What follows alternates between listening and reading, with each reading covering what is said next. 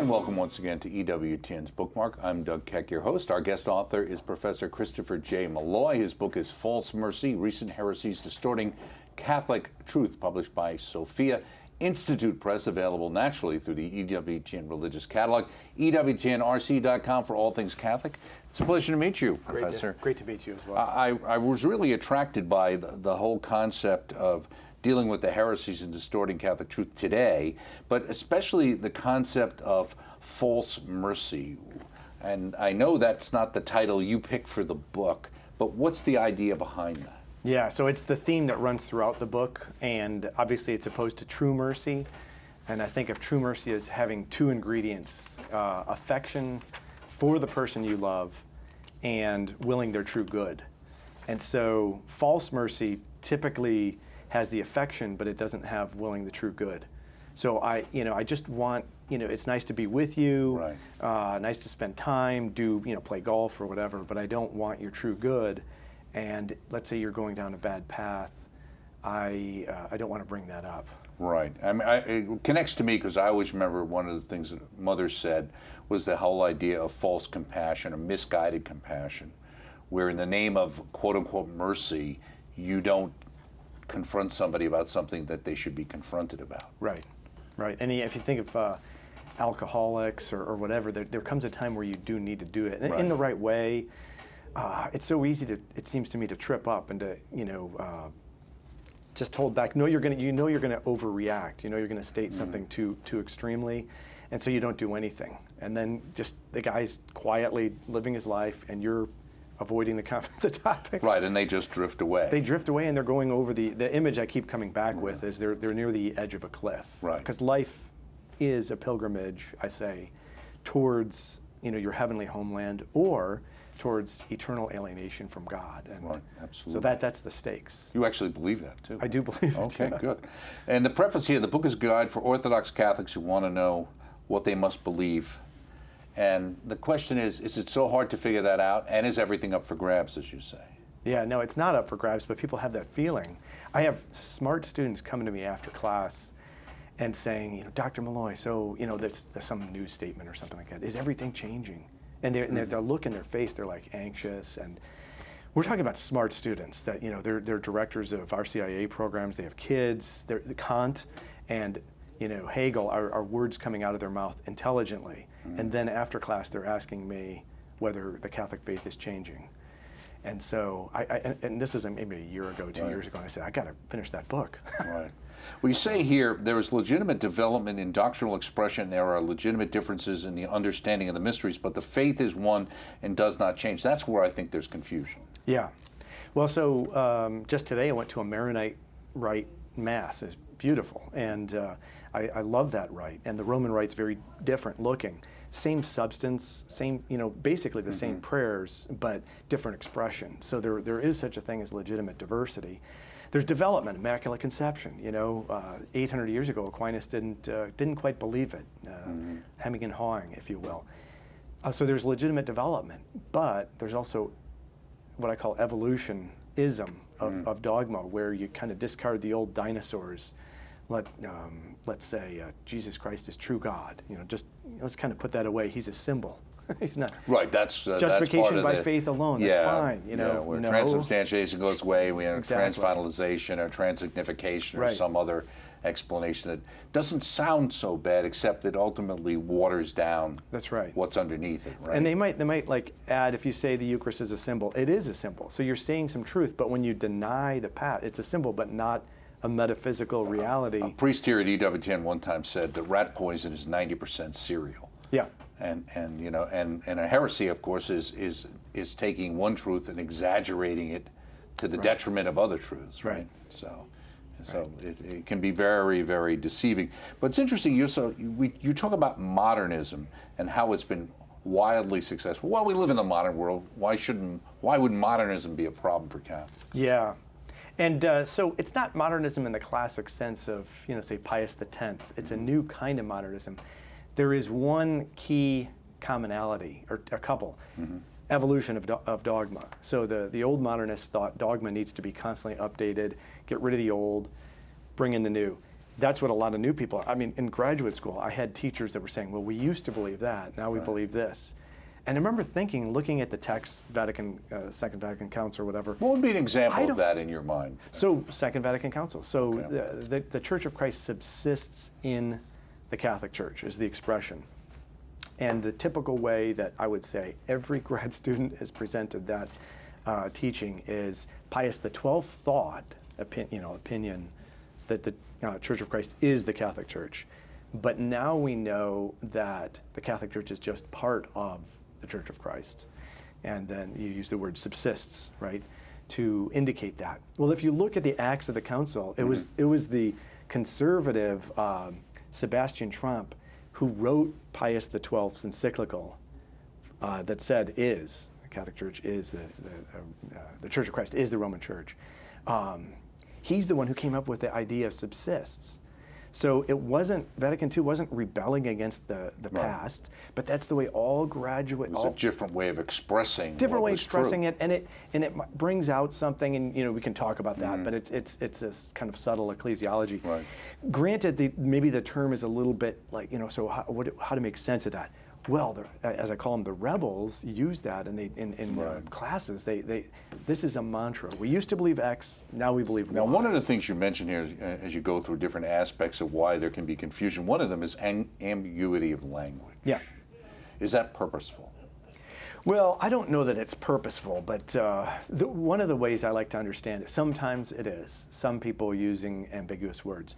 Other times it's a framing device that I have is you begin a friendly conversation. So if I'm talking with a non-Catholic, or if I'm talking with say a Protestant or someone in the world at large, I'm not going to bring in scholastic distinctions immediately. I'm going to start a conversation, be friendly, not harp on the problems that their religion has.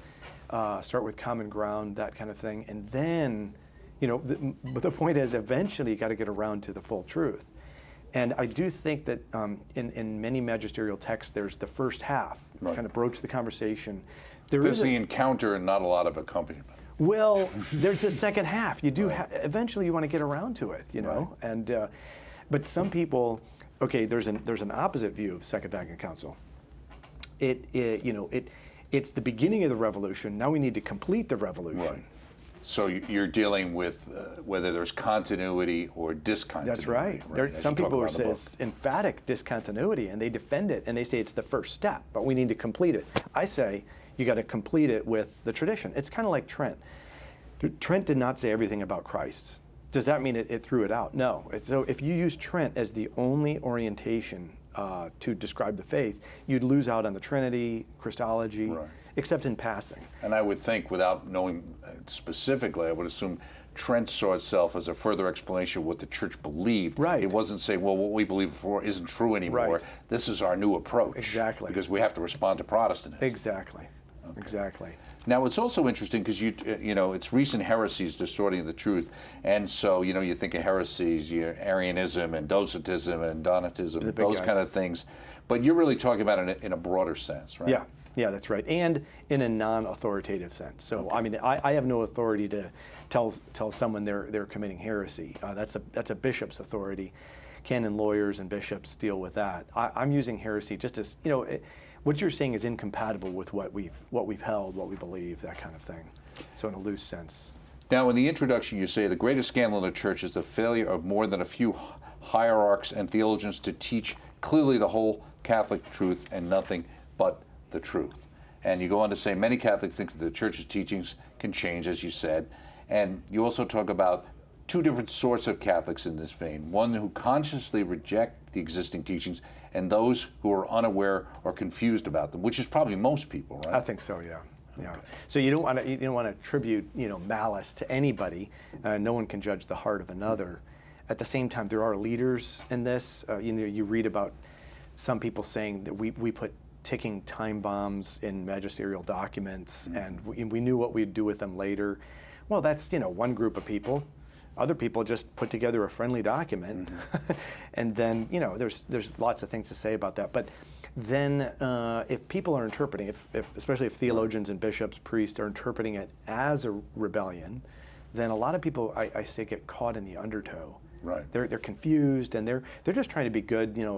Their priest says this. I want to, Father. I can't disagree with Father.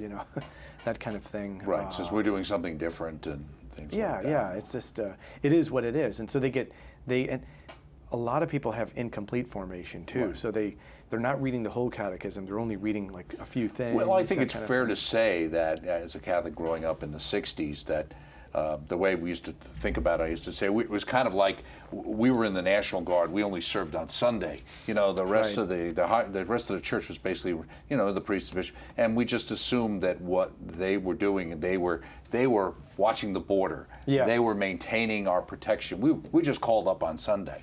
But once that kind of changed, and suddenly we're getting different stories, it was difficult to ascertain which one you should follow. Also, since you talk about in the book as well, as we move past what Vatican II actually said, and we end up with the spirit of Vatican II, Right. or the spirit of John the 23rd. Yeah, the event of the council. There's the image that a German theologian, Pottmeyer, gives is when they were going to replace the old St. Peter's Basilica with the new one. They put the foundations in place, but meanwhile the old St. Peter's is there. So then you have to tear it down so the new thing can come. So the analogy is Vatican I is like the old St. Peter's. I see. Okay. You got Vatican II is the new foundation, but you're waiting for basically Vatican III coming from the sky and being the beautiful dome that comes down and gives shape to the future. So the idea is get rid of the past, build the future. Well, it's interesting too because a lot of things came out of Vatican II, and sometimes people question, at least how it was implemented on certain things. But and at the same time, if things change so rapidly, and you have statistics here about the numbers of Catholics, numbers of priests, number of religious Christian brothers all dropping dramatically. I think 1960 was kind of our high watermark for baptisms, at least in the United States, as I recall. But you say how the new modernists have come out of the woodwork. Well, what were they doing in the woodwork? Where'd they come from? Well, they were out in the 60s and 70s. And then I think in the 80s, Okay. God bless Mother Angelica, And John Paul too. And that's what I mean. Yeah, that's right. So under John Paul's, under his pontificate, these beautiful Catholic networks were allowed to flourish and save my soul, or at least begin that process. And but now it seems that a lot of those guys went into hiding, Right. and now they're back out. Right, exactly. Now it's interesting. You make the point that we cannot have charity without faith. Warm feelings of love are not charity, but only sentimentalism, and sentimentalism or sentiments fade. Is that where people are confused about this idea of I'm just trying to be charitable, I'm just trying to be merciful, I don't want to be judgmental? Yeah. I mean, there's a good there, like amiability. I talk about, I think, later in the book. We want to be amiable, so that kindness, you think of 1 Corinthians 13, there are traits there that are absolutely essential, but they're fruits of love, if you will. And so sometimes tough love is the only love, right? And you call it tough love, but it's just real love. Right. And the other thing is, there's a saying, truth without love is cruelty. Love without truth is, directionless. But what I would say is our belief in faith, hope, and love. You can have real faith from God, a gift from God, without charity. Right. But you can't have charity without faith. Now, someone with faith alone is not going to be saved. They might be Orthodox, but they're not going to save you. But if they tell you the way the world is, here's the map of reality, the beginning and the end, God and sin and you, they're telling you the truth. Maybe they're a little bit harsh because they lack charity, but if they don't have faith and they try to love you, they're going to be misleading you. Right. I mean, it's nice to get affection, but Right, exactly. if you're about to Well, it's plummet, always, the great insights of Catholic Church, it's always both and with these things. Yes, that's they right. have to go together. If Yeah. they're separated from one to the other, that's when you run into these difficulties. there's some problem. It's just Right. that if you have faith and you have hope in God, you can still beg for mercy. Right, You know, right. maybe you're living a life of sin or something like that, but you can beg for mercy. Now, you mentioned about, you talk about Vatican II, what happened in the 60s, 5 or 6 decades ago, you say, the confusion that it cost us began to set in. Once released, it spread like a contagion. And you go on to say the spirit of the world has entered many Catholics with its seductive allure, and of course Paul VI mentioned about the smoke of Satan. Why did it spread so rapidly? That's a difficult question. I mean, I guess a lot of people say things were brittle and not as strong as they seem to be on the surface. That's probably part of it. Canada had a complete collapse, the silent revolution. It's hard to say. At the same time, externals help. Yeah, obviously manners, what was going on in the 60s. Manners help you to not insult someone, Right. And the 60s and 70s, obviously, with what was going on in the culture, and it impacted the church at the same time. The revolutions. Right. The other thing I thought you pointed out, which I thought was very good, was when you're talking about the various things about, poor catechesis and bland liturgies, things, string paintings and stuff. Not that you laid those out, but I remember them. But you also mentioned the fact the breakdown of the kind of the ethnic neighborhoods and the Catholic neighborhoods. Yeah, absolutely. So, I mean, I'm from Chicago land, and your parish was, someone would say, "Where are you from?" You'd say, "I'm from St. Rita's." Right, exactly. That's what people would want to know. What parish are you in? And so that parish didn't need to have, we're going to do these activities to bring people together. The people were together, and then they worshiped together. So I'm not saying everything was rosy, but now you have a suburban parish where everyone's coming from all areas, from very far away. They get together, and so to generate community, you need to have some weird activity or something like that. And that's right, because there's not this natural homogeneousness that exists. Yeah. In a neighborhood parish where everybody's experience has the same basic experience. Yeah, and grace is like building on a kind of a wobbly nature, if you will. Right. You talk about hypocrisy, and you say some define hypocrisy as preaching one thing while doing another. This is not the truest form. The truest meaning of hypocrisy is to pretend fidelity while rejecting the faith. Yeah. So, in other words, so a priest is not allowed to preach charity, not allowed to preach on the church's teachings on morality, unless he's a saint. That doesn't make any sense. St. Peter wasn't a saint. His whole life wasn't simply sanctity. But even if one is, weak in some area, still have to preach the truth, and you help your congregation that way. But now, if a priest were to acquiesce in some way of sin, then you're dealing with hypocrisy. Now, if you really don't quite believe the truth, but your office, you don't believe the Catholic truth, but your office is that of preaching the Catholic truth, that, I think, is the essence of hypocrisy. Well, it's just from the Greek for actor, right? You're playing a part. It's not what you really believe. Yeah. You say for every person who joins the Catholic Church, 6.5 persons leave. 6.5. Wow, I've already forgotten. Right. The number is probably at 7 now. The church is hemorrhaging people. So what do we do about that? That's a tougher question. You got a big boat to turn around here. But I do think watered down Catholicism does not inspire people. No one wants to. The world has plenty of allurements now. Why would I want to? Why would I want to enter some of the difficulties of Catholicism and not think that it's really such a noble enterprise? Right. But if my pouring my blood out is for the truth of God and the chorus of saints, this is real heroism, good and evil, that kind of thing. In other words, if the Catholic narrative is true, then maybe I'll give it a go. But and I think a lot of people are bored too. They want to be heroes, but they don't think there's anything worth living or dying for. I guess that's the question. With some cases, it turns up in this idea of what's the point? If it doesn't matter, if we're either all going to heaven or there isn't one, what's the difference? Yeah. And why put up with the few annoying things like Sunday worship? Because you do talk about Von Balthazar and others in the book about universal salvation and the issues related to that, which, hoping everybody's saved is the difference between, you might hope that everybody who's going to take your midterm is going to get an A, but it's probably not going to happen, right? Right, exactly. Right.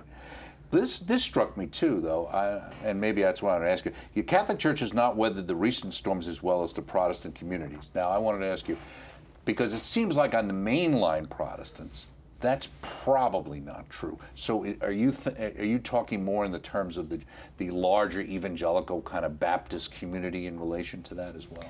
Well, certainly the evangelicals, and the Pew study, that was about 2014, Right. I think, the evangelicals are doing slightly better. They're actually gaining members compared to losing the number that they're losing. But the mainline Protestants are hemorrhaging a little bit. So these are just numbers, Right. So if anecdotally people think, wow, like the Episcopalians are dwindling, or the Presbyterians are dwindling, that may be true. But if you look at the actual studies, like Pew and others, Right, and also if their you- numbers aren't doing so. Or But if you read their numbers, sometimes you'll find that the statistics the last time they actually reported the numbers are not as up to date as some of the other ones. right, and maybe we keep better numbers. Who knows? But if you look at mass attendance for the mainline Protestants and worship attendance for them, mass attendance for Catholics, Right. we have gone down from 72 to 39. And they've stayed roughly around 42%. So they were much lower than we were in the 50s, but they haven't really dipped. They've pretty much stayed the same. So some indicators, and these are just some, I'm not a sociologist, Right. that's obvious to anyone I'm a theologian, but I did put in reliable sociological data Right. from Georgetown and Pew and some others that does reflect, I think, an alarming thing that Oh, it's absolutely alarming. if you're a yeah. CEO, if you're a bishop, you need to look into these numbers. But isn't our biggest problem with many of these things that you refer to as a watered down Catholicism, in a lot of ways is aping what has happened over the last 100 years in the mainline Protestant Yeah. churches? Yeah. And if it's working, why are their numbers collapsing, and why would you not know they existed if they didn't have buildings? Yeah, it's a good question. I mean, I don't. Yeah, we're not gaining anything by aping that. There's a movie that's not a great movie, but it's kind of mocking the celebration of the millennium. I'm not even going to name the movie because I don't want anyone to see it, but they're mocking the celebration of the new millennium, and it just kind of looks like the Catholic Church is putting on a little bit of a show, here and there. It's almost like coffee and donuts without the Eucharist, if you will. Well, why would you go to a Catholic disco, let's say in Italy, right? There are some parishes, they do disco in the basement of the Catholic Church. Right. Why would you do that there as opposed to a real disco hall? It doesn't make any sense. Well, and that's not the Catholic way. The Catholic No. way is for us to have the underpinning so we can go and exist in those. That's right. A normal part of culture, Yeah. not to withdraw from the culture. That's right.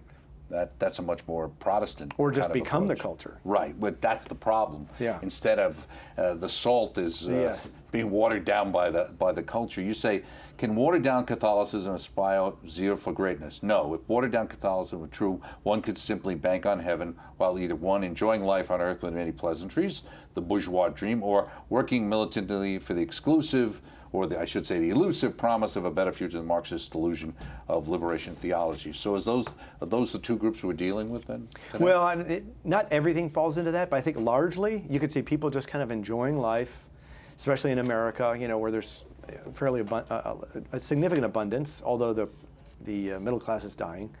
On the other hand, you have this whole year and a half of wokeness that we've been dealing with, and I think what is it? Flashes of Marxism, flashes of socialism. They're beginning to haunt us, and I think some young people look at the inequities and they say, I don't want to have anything to do with Dad. I don't want to have anything to do with the suburbs the way we have lived in the past. I want to join this righteous movement. They are propelled by righteousness. They think this is the way. Right. And that's the power of Marxism, socialism. That has a real power, and it's a moral. You're not necessarily paying anyone to do this. They're going into the streets. Well, when you separate intention from results, that's a problem. The other Yeah. issue, do you find that with many younger people, is they don't know history. No, they don't. And so they don't understand that these things have been tried and found incredibly wanting. And the idea that somebody says, well, they just didn't do it right. Well, they've tried it several times. It doesn't work. We are trying to get. My son just read Solzhenitsyn's First Circle. Okay. I mean, we've got to get Soviet era critiques of the Soviet era into the hands of young kids. We absolutely do. They're not aware. So what is, in dealing with the young people you deal with, what is what you would say the heresy, small h, that they tend to be afflicted with the most? The one you just talked about, or? No, I think what you said was that not judging. Okay. You know, there's a radical respect for the individual, which is fantastic. You know, kind of leave the How can individual that be in alone. such a communitarian atmosphere that we're so radically dealing with individuals? It seems to counterintuitive. Yeah, that's very interesting. Because on the one hand, there's judgment of maybe not individuals, but of movements. That is a contradiction. Right. But when they're with you, they don't want to criticize you. Right. Okay. All right. Well, I won't criticize this book because there's so much in here. We just got started. False Mercy: Recent Heresies Distorting Catholic Truth. Thank you so much, Professor Christopher J. Malloy, for writing this book. And thank you for joining us here on Bookmark. And look for the book in our EWTN Religious Catalog, EWTNRC.com. And we just touched the surface. There's a lot here. You'll learn a lot. I'm Doug Keck. See you next time right here on Bookmark. Thanks.